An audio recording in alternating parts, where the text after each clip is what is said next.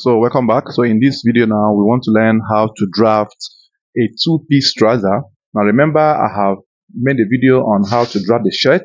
So you should look it up and make sure you watch it to the very end and learn how to do that. So you can now know how to do a complete two-piece in order to make it a complete knowledge, right? So after this, the next thing to do is to mark out your baselines. After, you must have arranged your fabric to your choice or to your taste. Mark out the baseline. Once the baseline is properly marked out and the fabric is properly arranged this way, and make sure that the stripe is coming from the up to down. The stripe should never be done the other way around, except if you want to alter it intentionally. So now you mark out your baseline. So now you mark out your baseline in that form. Make sure the line is straight enough, because this baseline must be straight in order to make you achieve a straight and a balanced drafting panels. So once you have marked out the baseline here, now the next thing to do is to mark 2 inches. Now these 2 inches you are marking is for the folding or hemming of the trouser leg. So you mark 2 inches there. You mark 2 inches there. You mark 2 inches there for the hemming. So once you mark it there, mark it twice in order to be sure that the measurements are correct. Then draw the line as shown. So once you mark the line as shown, the next thing to do here now is to apply the trouser length. With the length I have is a length of 42 and a half length. 43 is the length we are going to use. So you mark 43 length. You mark 43 length. Then after that, the next thing to do here is to get your crouch. Now bear in mind that the crouch calculation, I have already made a video on that, which I have explained to you guys how the crouch can be calculated. So do make sure you look out for the video on this channel and get the video and watch it and learn how it's been done. But then, because it's a two-piece outfit, this is the most important part I want you to understand. Now the customer's hips is 47 on a regular, but then you're going to use the 47 crouch, which is 11.5 is what I use for his crouch.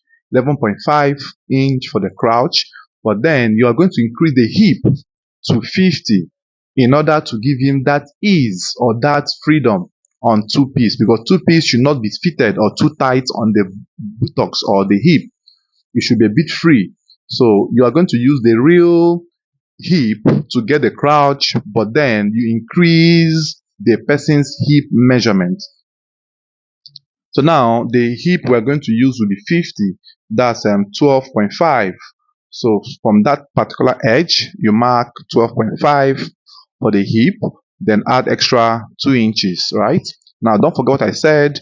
Increase the hip by extra 2 or 3 inches. Then the waist we are going to use, we are doing elastic and rope on the waist.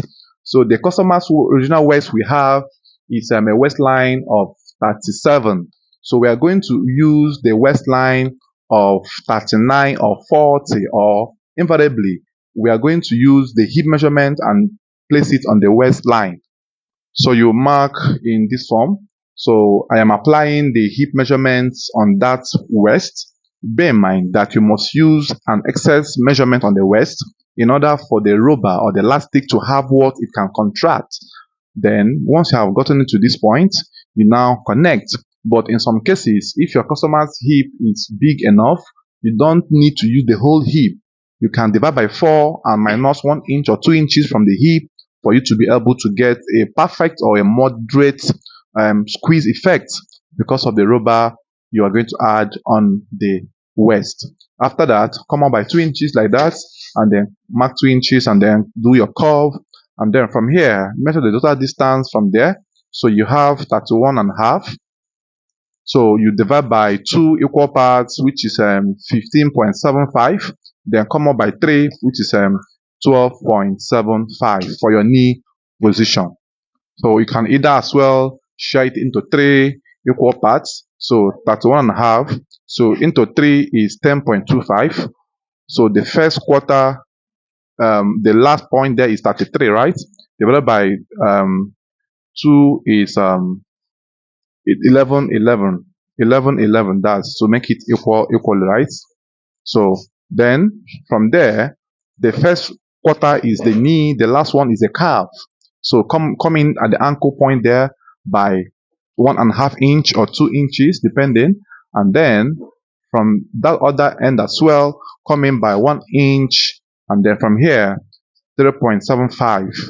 So the reason for this is to give it fitting at the leg area and to make it look a bit fitted and moderate so that you don't have excess or having the sides to be coming in front.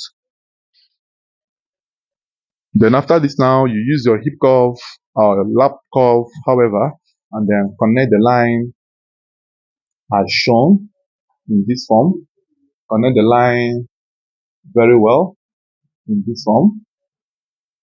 So after the line connection, you also go all through to this very point as well. Then after that, the next to do is to mark your ankle line. So the ankle we are going to use is ankle of 15. So you mark 15 there, and then you also mark the knee, the calf of 15 as well. Repeat the same calf or 15 or 16, however, on the calf. If your customer has calf, you increase it. If you don't have calf, you maintain the same ankle on the calf. So now, after which you mark your calf.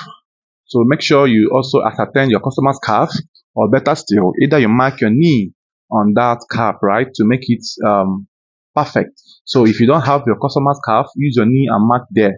So the knee I want to use here is 20 knee because it's going to be a free piece, right? It's going to be a free trouser. It shouldn't be two fitted like the normal English trouser. If you make it to be two fitted, it's no longer a two piece. It's now a regular senator outfit.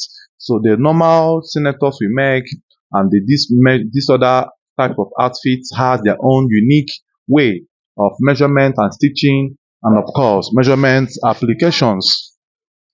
So now you connect the line as shown in this form. So after that, this is how it looks like.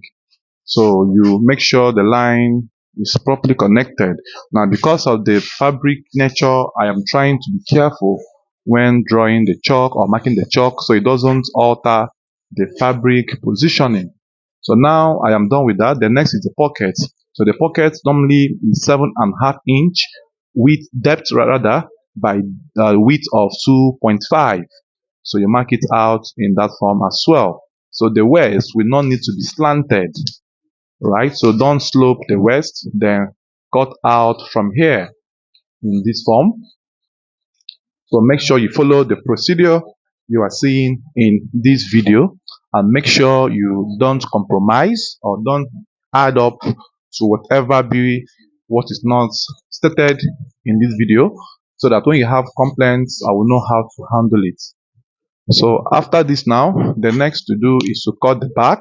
Once you have finished cutting, be in mind that you can cut out the sideline straight up, but because of perfection's sake, I prefer leaving little bits of the fabric salvage edge at that tip at the pocket area. Then after that, you come to the ankle line, cut out in this form, and then cut all through this way again. So when you're done doing this, this is what you are going to have. Then we are going to now cut the back panel, which I will also show you in this video.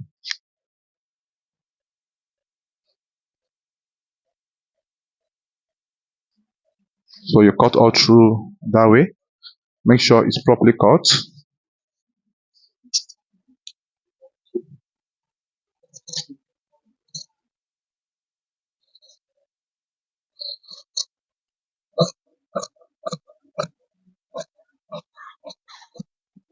Alright, so now let us now cut the back panel. Alright guys, so now we are placing for the back. Then you make sure as well that the panels are properly aligning. And if possible, you match the colors. If possible, you match the colors to make it correspond. If possible, you match the colors, but at this case, it's not possible, right? Alright guys, so now I have finished arranging the fabric. So because of the nature of the trouser we're making, we agreed that we are going to have rubber elastic at the back. So at the back panel, you're going to raise it by 3.5. Please watch attentively at this point. 3.5, 3.5 at the back panel. So because of the fact that the back will house the elastic area, so we don't need to gum the back panel. So you got the band to be jointed with the back piece together, right? Then you increase the side lines by 2.5 inches as usual, 2.5 inches as usual, and then back waistline as well by 1.5 inches as well. And then from here, make a connection to that very point. So the important thing here is that the back panel will be cut together with the elastic, with the band for the back piece. So that is the new thing I have introduced in this particular video. So after that, the side lines will be added 2 inches normally, which we use in our normal English trouser drafting. So once you have marked out the 2 inches this form, then you cut it as well. So which I also show you guys how to cut it on this in this same video. So you cut all through that way, mark all through that way, mark all through this way as well, and then after which you now start cutting. So cut from the straight line all through this way, then cut the hip, the waist area as well, all through this way as well, and then you also cut here in this form as well. So this is how you must cut out the piece of the trouser, right, in order to make it align properly.